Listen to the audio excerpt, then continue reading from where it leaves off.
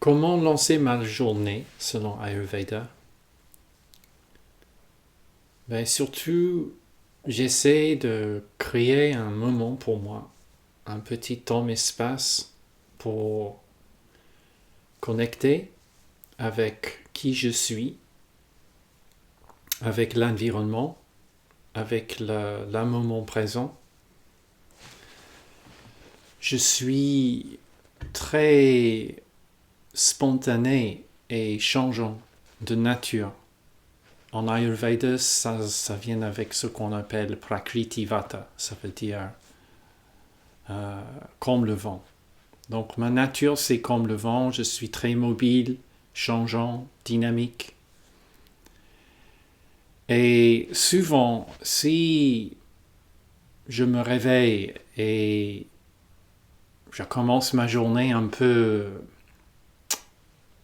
on va dire, sans prise de conscience, je vais lancer plein de trucs.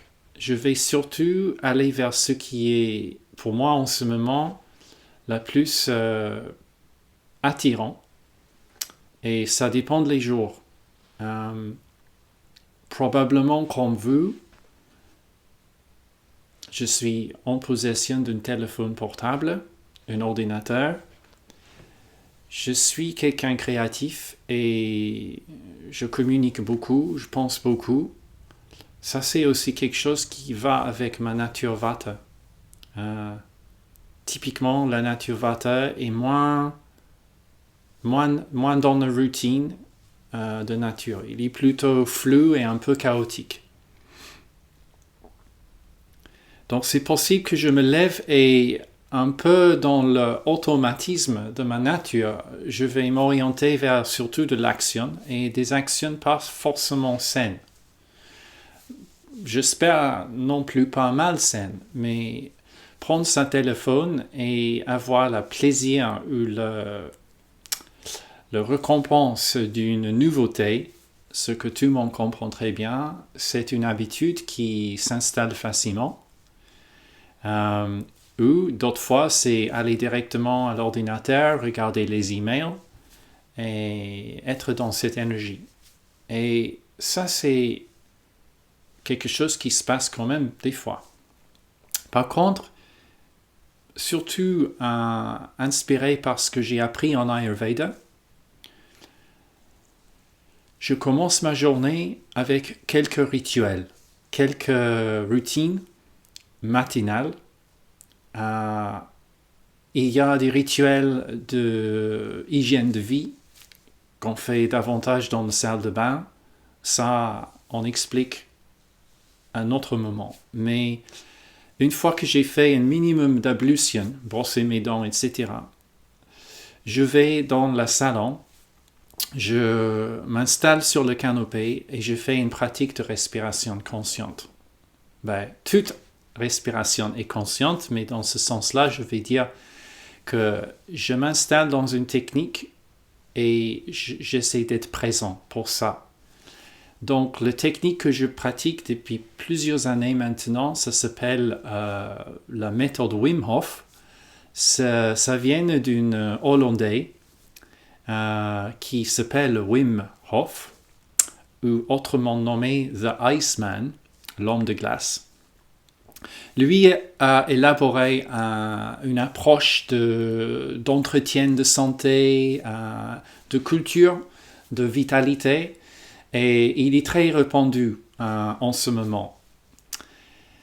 Et j'ai rencontré cette méthode par les amis, et malgré le fait que j'étais dans le bain de yoga et l'Ayurveda depuis longtemps, depuis quelques années, j'étais à la recherche d'une approche à la fois pour le bien-être, à la fois pour la culture conscience.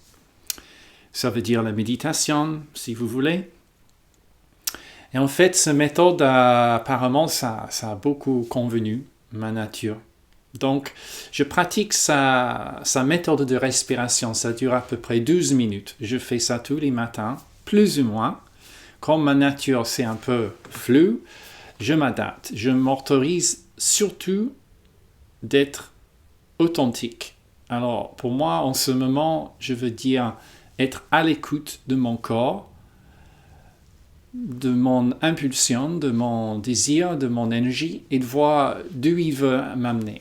Alors, souvent, il veut faire autre chose que la respiration. Mais ce qui est bien avec cette technique pour moi, et ce que je veux que vous allez trouver aussi pour lancer vos journées, c'est comme ça, cette prise de ton espace, vraiment pour vous-même.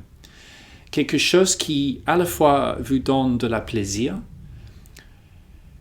Ça veut dire les sensations agréables, un état de l'esprit agréable, bénéfique. Aussi quelque chose qui est soi-disant saine. Ça veut dire une activité qui est censée être bien dans l'ensemble pour votre corps, votre biologie, votre physiologie, bien aussi pour votre psychologie. Donc, la respiration de cette méthode Wim Hof pourrait répondre à ces besoins pour moi. Donc, pendant cette activité et après cette activité, ce que je rencontre, c'est quel que soit mon humeur du départ, et souvent mon humeur quand je me lève, surtout en hiver, c'est un peu plat, même si ma nature est relativement... je suis relativement chanceuse d'être quelqu'un de plus ou moins heureux de base. Même des fois, je suis un peu triste ou un peu sombre quand je me lève. Alors, j'ai vu que cette approche de respiration, ça change mon humeur en quelques minutes. Ça me ouvre, ça me rend présent. Ça donne des sensations de plaisir, à la fois de paix, de silence en moi, et en même temps une sensation de pleine, de confort. Donc, on aimerait commencer la journée en Ayurveda avec surtout une prise de conscience. En effet, on est construit, on est composé de deux choses selon les anciennes. Ils ont reconnaître l'aspect conscient et l'aspect soi-disant grossier ou physique. Donc, c'est très difficile d'expliquer c'est quoi la conscience. Mais tout le monde le sait. Qu'est-ce que c'est? D'être là, d'être témoin, d'être l'expérience. Donc, même si c'est un peu étrange de parler de la conscience comme quelque chose qu'on peut prendre ou cultiver ou saisir, parce que vraiment c'est pas ça, d'une façon de parler quotidienne, on peut dire prise de conscience. Donc, ma prise de conscience convient qui je suis, ça convient ma nature, Alex. Ça veut dire, même si je lis dans un vieux bouquin de l'Ayurveda qui fait commencer la journée dans la méditation, par exemple, la Brahmacharya, c'est un signe, c'est une flèche, c'est une proposition. Après, il faut trouver ton espace, sa propre moment. Peut-être pour vous, c'est rester au lit pendant quelques minutes avant de quitter ta chambre et voilà, être présent pour qui vous êtes en ce moment, de voir le plaisir d'être dans le lit, etc. Donc, l'esprit en Ayurveda, lancer sa journée en phase avec toi, une prise de conscience, créer ton espace pour vous chouchouter un peu, pour prendre plaisir de reconnaître et de rappeler que malgré tout, le mystère de cette vie, c'est merveilleux. Je suis là, je suis conscient et il y a de la félicité. Rien qu'être là. Alors, c'est vrai que ça peut être difficile selon où nous sommes dans nos vies, notre état de vie, notre situation. Je ne dis pas que tous les jours, je suis dans cette attitude, mais c'est un peu ça la grande invitation de l'Ayurveda et yoga. C'est d'être curieux, surtout curieux par rapport à qui je suis. Qu'est-ce que je suis? C'est quoi ça? d'être, c'est quoi? Et après cette curiosité, on va apercevoir quelque chose.